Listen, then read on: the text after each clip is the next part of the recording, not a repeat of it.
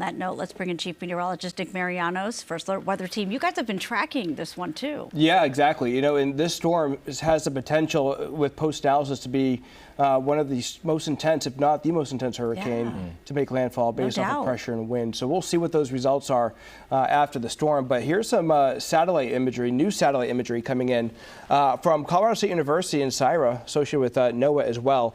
And this is as the storm was most intense right before making landfall. And a couple of features with this eye, which is really impressive. Notice on the inside, you see these little swirls here. These are mesovortices that circulate within the eye of the hurricane, and these can sometimes have the most intense pressure differences and most intense wind, sometimes even 10% higher than the winds in the eye wall. So it just shows how intense that hurricane was before making its approach into Jamaica. Once it moved offshore, it started to intensify again to a Category 4 storm before weakening slightly to a Cat 3 over Cuba. And here's where we see the storm now coming up over the Bahamas right now. The latest advisory still brings this as a Category 1 hurricane at 90 miles per hour, but starting to see a flare-up of storms again near the center. So some re-intensification certainly possible back up to a Category 2 as it continues to accelerate toward the north and east, threatening Bermuda, where there are hurricane warnings now in place tomorrow night into early Friday before continuing its journey over the North Atlantic. And high surf continues to be the big story for the U.S. East Coast from that storm this week.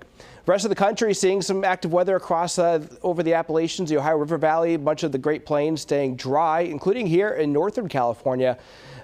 This will set the stage for a nice close of the week, especially getting into Halloween weekend. I know a lot of you may have those plans coming up over the next few days. There are plenty of clouds off toward the west, and we will see some of those clouds rolling in later tomorrow, but no rain associated with those, just enough to filter out some sunshine as we get toward the afternoon hours. Nice warm weather too to get out there and enjoy the outdoors. A lot of fall activities happening next few days, and the mild pattern and cool mornings will continue. See the Sierra temperatures at or below freezing overnight. But the valley floor, nice recovery back up to the 70s, close to 80 degrees in some of the warmer spots, likely the case in Manteca and in Modesto, also in Turlock tomorrow. Winters at 80 degrees, close to that in Vacaville, Fairfield at 76 degrees on the high temperature, whereas the Sierra staying into the 60s near 70 degrees. But that forecast looking like this through Friday, upper 70s. Beautiful pattern continues all week long. The sunshine, time change on Sunday.